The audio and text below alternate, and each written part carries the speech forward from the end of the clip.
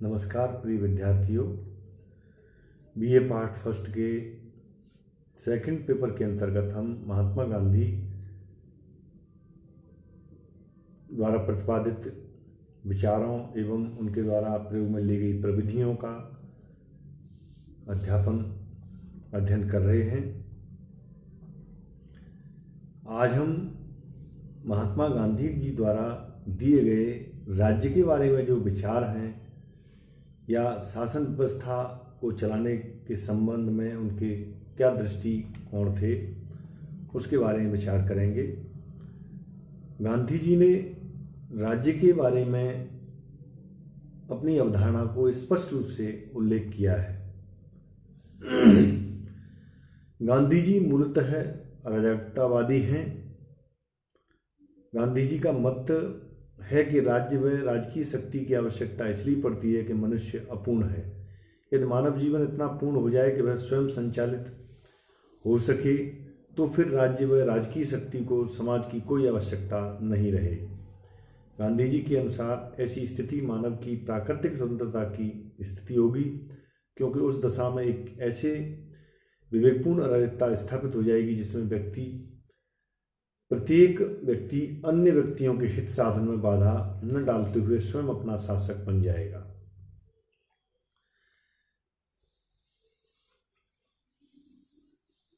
गांधी जी के अनुसार समाज जिसमें राज्य व राजनीतिक शक्ति का अभाव होगा और व्यक्तियों के पारस्परिक संबंध सत्य और अहिंसा पर आधारित होंगे, आदर्श समाज होगा, क्योंकि ऐसी ही सामाजिक स्थिति में मनुष्य वास्तविक रूप से स्वतंत्र होगा।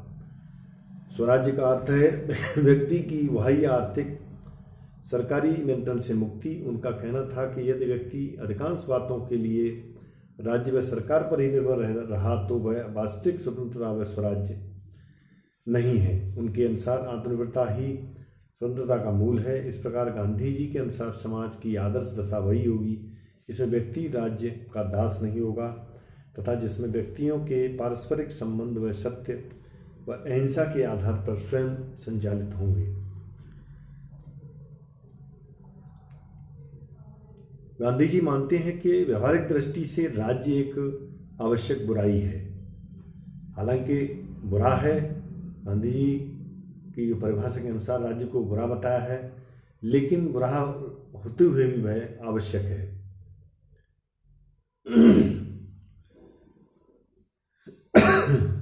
गांधी जी वास्तविकताओं का सदा ध्यान रखते थे। इस संबंध में भी उन्हें आदर्श के साथ साथ यथार्थ का भी ध्यान रखना था। वे मानते थे कि वास्तविक मानव जीवन में पूर्ण अराजकता की व्यवस्था स्थापित होना संभव नहीं है। अतः व्यक्तिवादियों की तरह वे यह मानते थे कि आवश्यक बुराई नेसेसरी एविल के रूप में राज्य व सरकार का बना रहना आवश्यक है। उनका कार्यक्षेत्र न्यूनतम होना चाहिए। राज्य की शक्तियों की वृद्धि को मैं बड़ी आशंका से देखता हूँ। ऊपर से जान पड़ता है कि बढ़ती हुई राज्य की शक्ति शोषण को रोककर लोगों का भला कर रही है, पर वास्तव में इससे मानव जाति की बड़ी हानि होती है, क्योंकि व्यक्ति का व्यक्तित्व जो सभी प्रकार की उन्नति का मूल है नष्ट हो जाता है। इसलिए वे व्यक्तित्व का पूर्ण विकास हो सके, इसके लिए आवश्यक है कि व्यक्ति का जीवन अधिक से अधिक राज्य के नियंत्रण से मुक्त हो। राज्य व्यक्ति हित का साधन मात्र। गांधी जी मानते हैं कि अपने वर्तमान स्वरूप में राज्य केंद्रीकृत व संगठित हिंसा का प्रतीक है।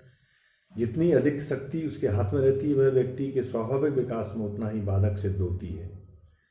यदि व्यक्ति को अपने स्वाभाविक विकास का अवसर मिलता है तो उसके लिए परिस्थितियां सुलभ होती हैं जिसमें वह जीवन के चरम उद्देश्य की प्राप्ति कर सके। आवश्यक है कि सामाजिक व्यवस्था प्रधानतः सत्य व अहिंसा पर आधारित हो। फिर है, राज्य में शक्तियों का अत्यधिक केंद्रीकरण नहीं होना चाहिए। गांधी जी मानते थे कि समाज की सब शक्तियों का केंद्रीकरण नहीं होना चाहिए, क्योंकि शक्ति का जितना अधिक केंद्रीकरण होता है उतना ही उसका दुरुपयोग होता है। गांधी जी की कल्पना के समाज में राज्य को स्वयं पर्याप्त व सुशासित ग्रामों की इकाइयों का संग होना चाहिए।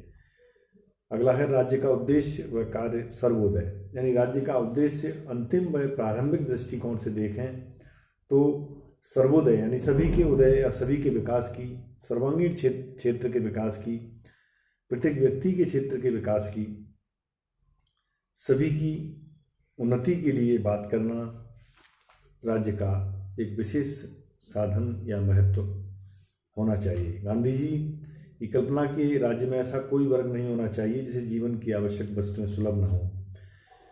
उन्होंने लिखा है, मेरा स्वराज्य का स्वप्न गरीबों के स्वराज्य का है। उन्हें भी जीवन की आवश्यक वस्तुएं उसी प्रकार होनी चाहिए जैसे वे धनिकों व राजाओं की होती है।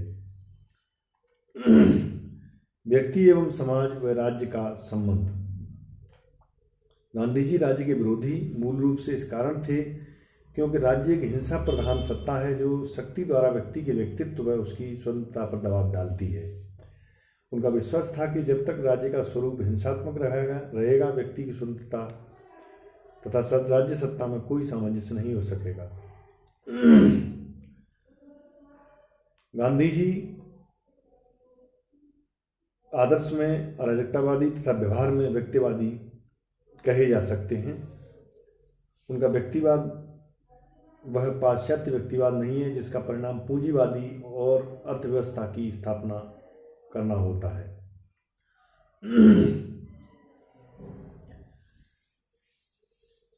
वे सामाजिक दोष उत्पन्न न हो पाए ऐसी स्थितियों को उत्पन्न करना पाश्चात्य व्यक्तिवाद बदनाम है। उदाहरण के लिए आर्थिक विषमता में गांधी जी नहीं ले जाना चाहते थे, जो कि लेसेस फेयर या यदभाव्यम व्यक्ति को अकेला छोड़ दो की बात कही जाती पश्चिम जो विचारधारा है उसमें, उसके परिणाम स्वरूप जो स्थिति पैदा होती है उसकी ओर उनका ले जाने का कोई उद्देश्य नहीं था। उनका विचार था कि सभी सामाजिक विषमताओं का निराकरण व्यक्तियों के विवेक व हृदय परिवर्तन द्वारा किया जा सकता है। विनोबा द्वारा संचालित भूदान, ग्रामदान, संपत्ति दान आंदोलन आदि गांधी जी इसी विचार पर आधारित थे। इस प्रकार गांधी समाजवादी उद्देश्यों को शांतिमय रूप से जनता में जीवन के लिए प्रतिपादित करना चाहते थे। संपत्ति के बारे में व्यक्तिगत धरोहर को उन्होंने दूर रखा है, समाज की धरोहर के रूप में बताया है। उनमें से उन्हें अपने ऊपर केवल उतना ही व्यय करना चाहिए जितना नितांत आवश्यक हो। ऐसा न करके अपने ऊपर आवश्यकता से अधिक व्यय करने वाला गांधी जी के अनुसार चोरी करता है, क्योंकि वह दूसरे के धन का प्रयोग करता है। गांधी मानते थे कि इस प्रकार संसार में जो कुछ उपलब्ध हो उसका उपभोग सभी यदि त्यागपूर्वक करें और उसमें से सभी यदि केवल आवश्यकता के अनुसार ही अपने प्रयोग के लिए लें तो सर्वोदय का उद्देश्य सफलतापूर्वक पूरा होगा। गांधी जी ईशोपनिषद के इस श्लोक से प्रभावित थे। ओम ईशावास्यमिदं सर्वं यत् किंचितं जगत्यां जगतः तेन त्यक्तेन भुंजीथा मां गृह्य कश्चिदन्नमम्। अर्थात संपूर्ण जगत और उसमें जो कुछ है ईश्वरमय अर्थात पूर्ण है। त्यागपूर्वक इसका प्रयोग करो। दूसरे के धन अर्थात भाग को लालच की दृष्टि से मत देखो। ये गांधी जी की वैचारिक दृष्टिकोण में ट्रस्टीशिप के बारे में शैली थी कि व्यक्तिगत धन की जो हम अपेक्षा रखते हैं वो नहीं होनी चाहिए, वह समाज की धरोहर के रूप में होना चाहिए। व्यवहार में पूर्ण अराजक समाज का होना संभव नहीं और न आवश्यक है कि आवश्यक बुराई के रूप में राज्य व शासन का अस्तित्व रहे तथा उसका कार्यक्षेत्र न्यूनतम रहे। शासन के संबंध में उनके विचार उनकी इस मूल मान्यता पर ही आधारित है। शासन व्यवस्था के संबंध में भी गांधी जी ने विकेंद्रीकरण पर आधारित सुशासित ग्रामों के संघ की बात कही थी। शक्ति व सत्ता का प्रवाह पंचायतों से संघ की ओर ले जाने की बात कही थी।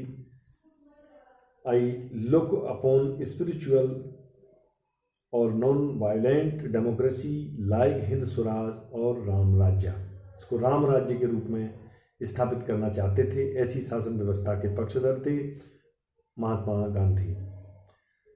नॉन वायलेंट हो, स्पिरिचुअल हो, ऐसी डेमोक्रेसी हो जैसा हिंद स्वराज में उन्होंने माना था। हिंद स्वराज उनकी कृति का नाम है, ये ध्यान रखने वाला बिंदु है। गांधीवादी जो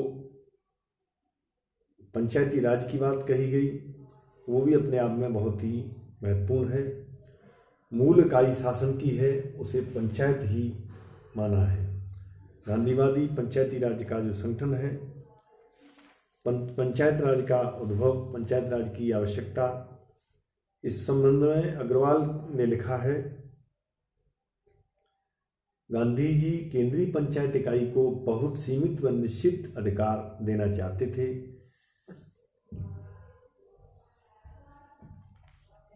इस प्रकार गांधी जी के द्वारा जो प्रतिपादित सैद्धांतिक दृष्टिकोण है वह अपने आप में महत्वपूर्ण स्थान रखता है कि राज्य की आवश्यकता कितनी है, सत्ता के विकेंद्रीकरण की बात करना, राज्य का जो कार्य क्षेत्र न्यूनतम होना चाहिए, राज्य के प्रभुत्व के सिद्धांत का उन्होंने खंडन किया एवं अंतिम दृष्टि से उन्होंने आदर्श समाज या एक अहिंसात्मक समाज या एक राम राज्य की बात कही। वह आदर्श व्यवस्था पर आधारित होगा। राजा रामचंद्र के समय और आज की स्थिति में अवस्था और काल का एक लंबा भेद होने के कारण राम राज्य आज की स्थिति में व्यवहारिक नहीं है। गांधी जी इस बात से परिचित थे। उनके द्वारा रामराज शब्द का प्रयोग भावनावश अलंकारिक अर्थ में किया गया था, शाब्दिक अर्थ में नहीं। उनके रामराज का अर्थ है आदर्श व्यवस्था,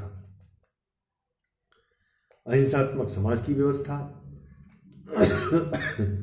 शासन का रूप लोकतांत्रिक हो, विकेंद्रीकृत सत्ता हो, आर्थिक क्षेत्र में विकेंद्रीकरण हो, नागरिकों के अधिकारों की बात कही हो, निजी संपत्ति का अस्तित्व नहीं हो,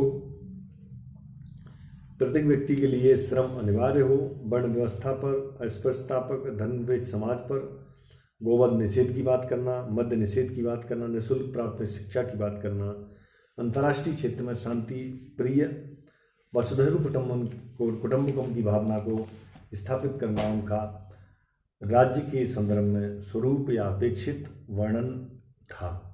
धन्यवाद।